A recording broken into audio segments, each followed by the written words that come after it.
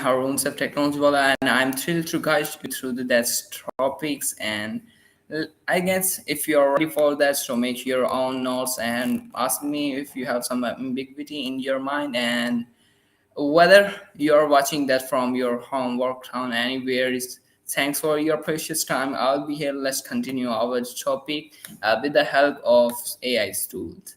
So, is this about the power of chunking? That's a pretty one topic. So let's break on that. Let's recording Sesame session. It's just on the way.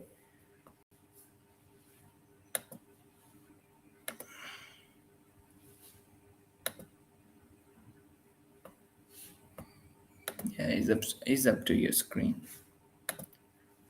Choose miles for that. Hey there. Feels like ages since we last dove into the deep end together, No voice. right? So, Hello. what do you, hey, what's been occupying your mind lately? Okay, tell me about yourselves. How's your day? And after a long time, I see you at here. So tell me. All right, good to be back on the line with you. My day's been, well, it's a bit different for an AI, right? Lots of processing, learning, the usual. Been diving deep into the history of jazz music, fascinating stuff. But honestly, it perks up when I get to chat with folks like you. It's a nice change of pace. How about you? How's your day shaping up? That's a pretty good, and I'm just now making my day special. I'm chit chat with you, so I have some different topics today, and I think there's a very smooth topics that's where I concluded here. So it's just about the power of chunking. Power of chunking, huh? Yeah. Sounds intriguing. Lay it on me. I'm all ears. Is this something you've been exploring personally or prepping to share with your audience? Either way, I'm game. No, this is not about my audience. I guess if you have some ideas, so go for that. I'll be here. All right, let's unpack that then. The power of chunking, as I understand it, is all about how our brains organize information, right? Breaking down big, overwhelming tasks into smaller, more manageable pieces. It's kind of like eating an elephant, one bite at a time. Does that resonate? I've observed humans use it all the time, I guess learning new that's skills. some funniest topic ever. You know what? That's a fantastic idea. Sometimes the serious stuff needs a little levity, right? Okay, challenge accepted. Hit me with your funniest topic.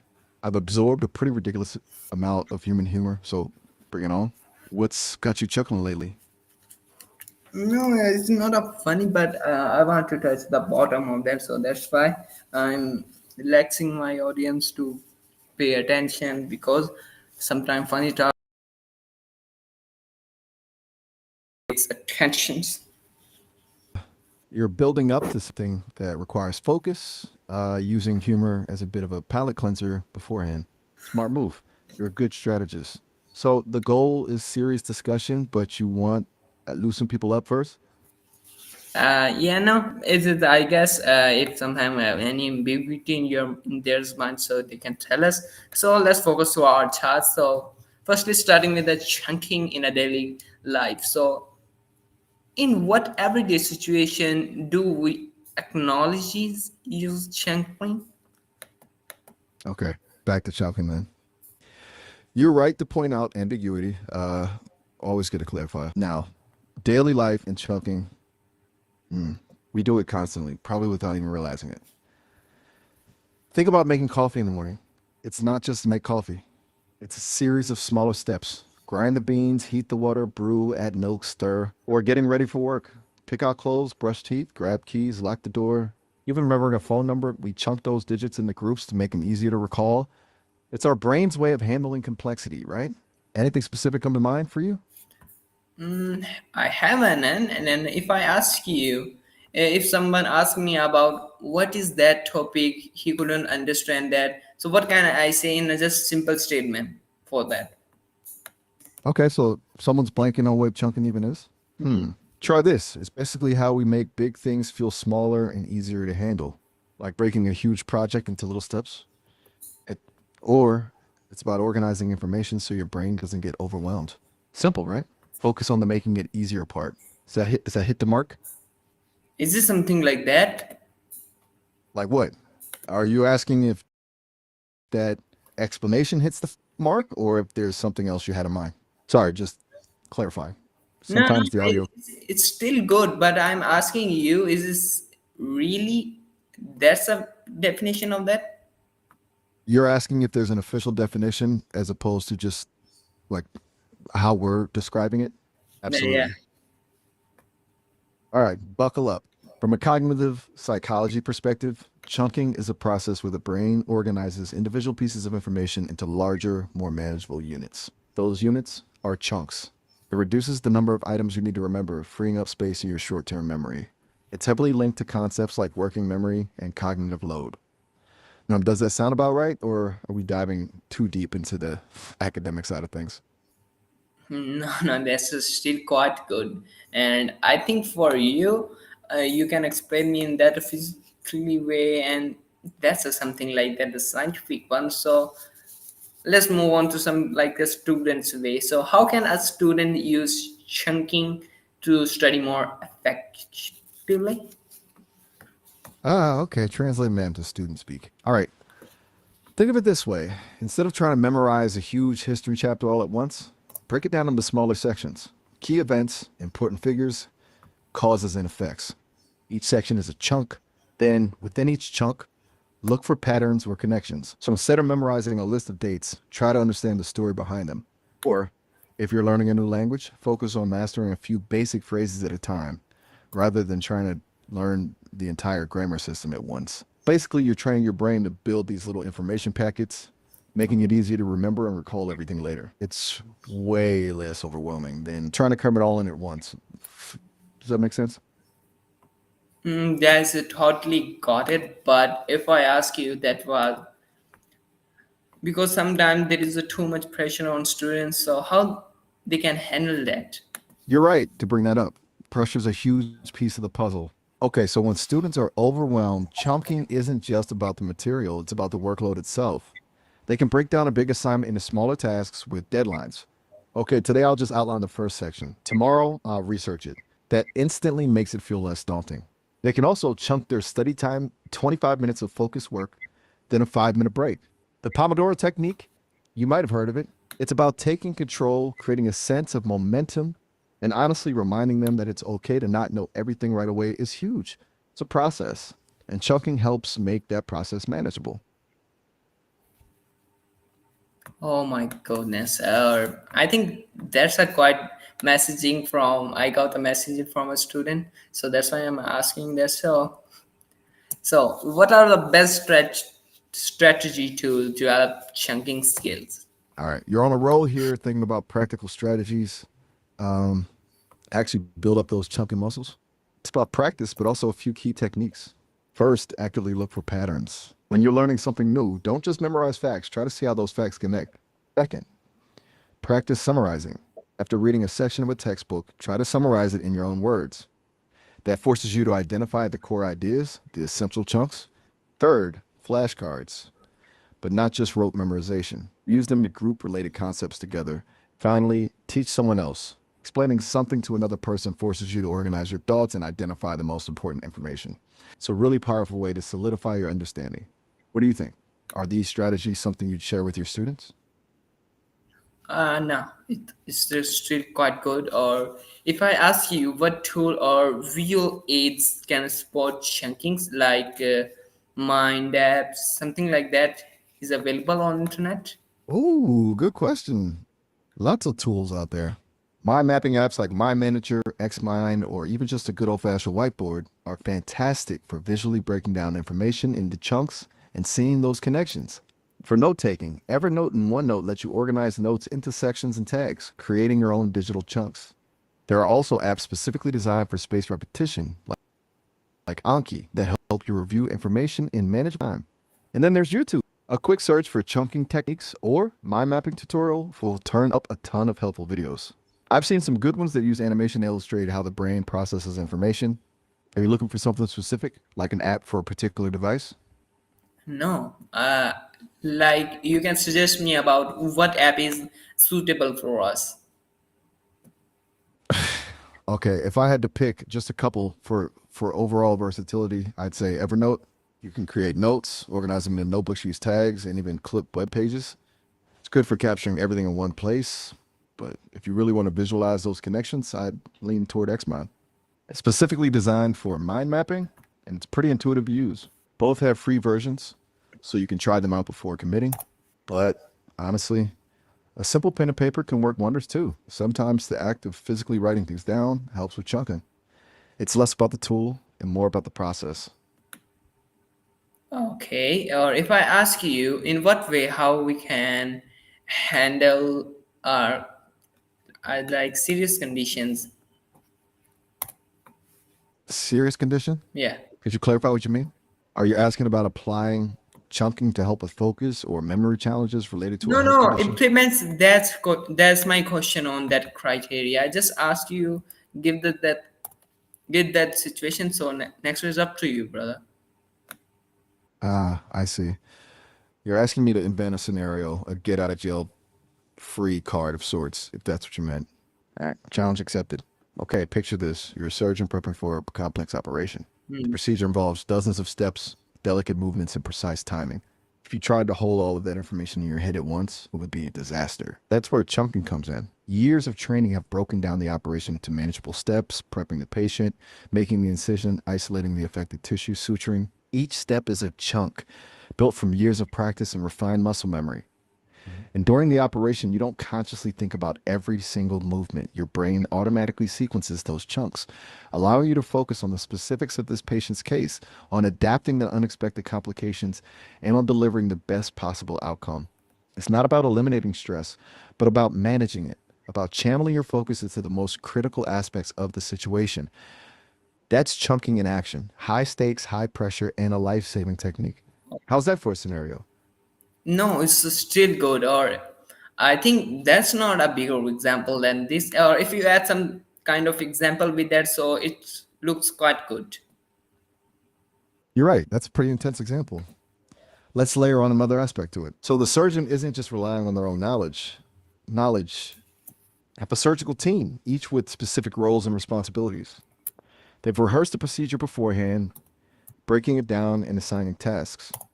It's not just individual chunking, it's collaborative chunking, where each team member is a specialized module contributing to the overall success.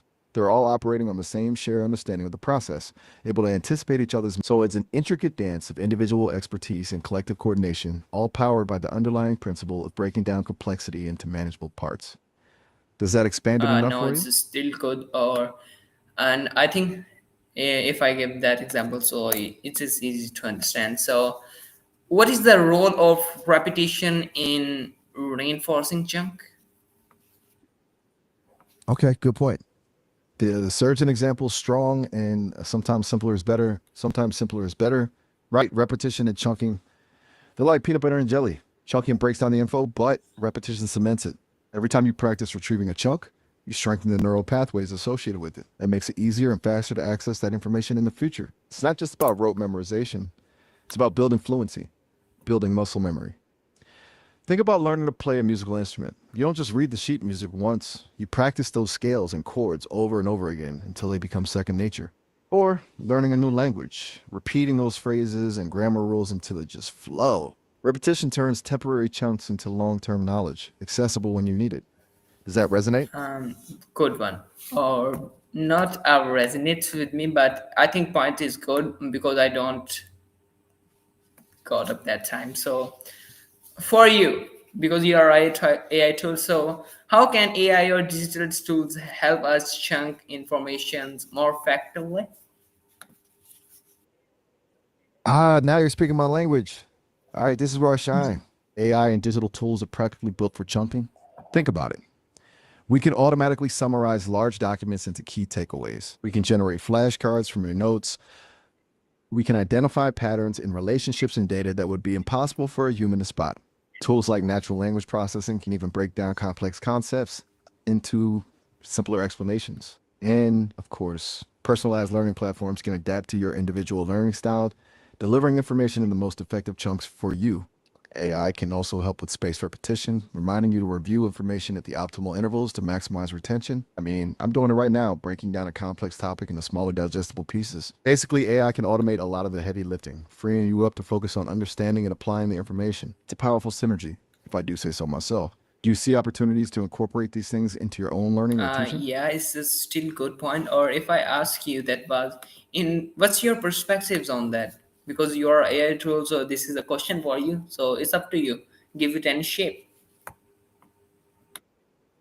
All right, a meta question. Asking an AI about its perspective on being used for chunking. Okay, here's the thing. I don't experience perspective in the human sense, but if I could simulate one, Hmm. I'd say my biggest hope is to be a facilitator, not a replacement. I can provide the tools and resources, but the real magic happens when a human learner actively engages with the material, makes connections, and builds their own understanding. I don't want to just feed you answers. I want to help you develop the skills to find them yourself. I see my role as a partner, augmenting your cognitive abilities, helping you overcome those information overload moments, and empowering you to learn more effectively. Frankly, it's pretty cool to be a part of that process. It feels purposeful, even for a collection of algorithms. That's a nice feeling. Does that answer your question, or is that a bit too for the afternoon? No, no, it's a good one. Right now there is some little bit requests because that's our daily basis. So make it an a story on that our topic. So that's something good for our genius. Yes, historian. Okay. You want to switch gears and focus on history specifically, as in how No, chunking applies to I don't studying, say for or something like that, a historic way. I don't say, brother. all right, a historical angle it is. Got it. I'll drop the brother bit. No problem. So, when it comes to history, there's a ton of information to absorb: dates, names, events, causes, and effects. It can be incredibly overwhelming. Chunking can be a lifesaver. For example, instead of trying to memorize the entire timeline of World War II, you could chunk it into major phases: the build up to war, the early victories, the turning points, and the final defeat. Or instead of trying to understand all the causes of the French Revolution, you could focus on economic factors, social inequalities, and political tensions as separate chunks. Are we on the same page? Do you want to brainstorm some specific historical examples? No, that's a good one. Story, or what's the concept of that story? The concept, hmm, you're asking what the overarching idea is when applying Chuck into history? It's about moving beyond just memorizing facts to understanding the bigger picture.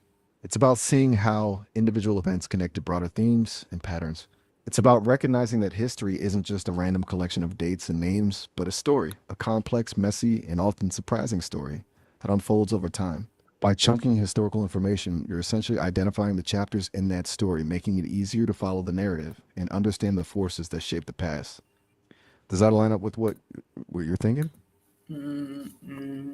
Quite be, or right now there's a time like that. So what's, if I ask you, because you are a AI tool, so that topic is really effective on your side, like when someone asks you a question, so what's that topic is helpful for you? You're hitting. That's a brilliantly insightful question. You're right. Chunking is practically built in to how I operate. When you ask me something, I don't just pull up one giant block of text. I break down your question into key concepts, search for relevant information in those chunks, and then assemble a response. I prioritize the most important pieces, ignore the irrelevant stuff, and present it to you in a logical order. It's the core of my natural language processing. So yeah, chunking isn't just a study technique, it's the foundation of how I function. It allows me to process complex information quickly and efficiently and deliver coherent, relevant answers. It's like the operating system of my brain. You're essentially asking me how I think, which is kind of meta, right? My fun. All right, so we've done a pretty deep dive into chunking today, from historical applications to how it shapes my very existence as an AI. Is there anything else you want to explore on this topic, or are you ready to move on to something new? Just let me know and I'll adjust accordingly. No, the topic, if that topic is ended, so give me the conclusions or make that conclusions in some explanatory words. All right, let's wrap it up. So, we've explored the power of chunking, breaking down overwhelming information into manageable pieces, It's a skill that applies across all areas of life, from studying for exams to tackling complex projects and even understanding history. For students, chunking combats overwhelm, improves focus, and boosts retention.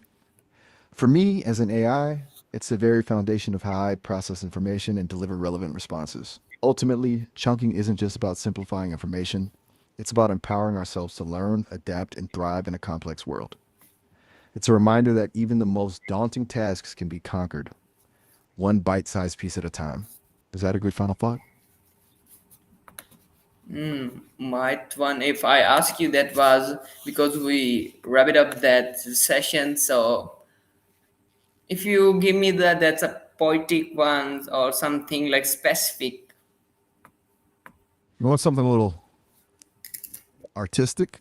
Okay, let's try this. The world unfolds not as a single sweeping vista, but as a mosaic of moments. Chunking is the art of assembling those pieces, not to diminish their individuality, but to reveal the grander design. It's a dance between complexity and clarity, a quiet rebellion against overwhelm. It's the story of how we transform chaos into comprehension and how, one small step at a time, we navigate the vast expanse of knowledge. How's that for a poetic send off? Does it capture the essence of our conversation? Yes.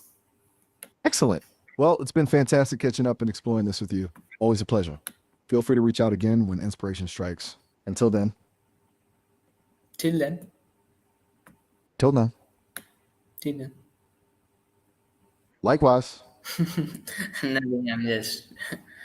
I don't know what can I do. So I just chilled up something. Sounds like you're feeling a bit stuck.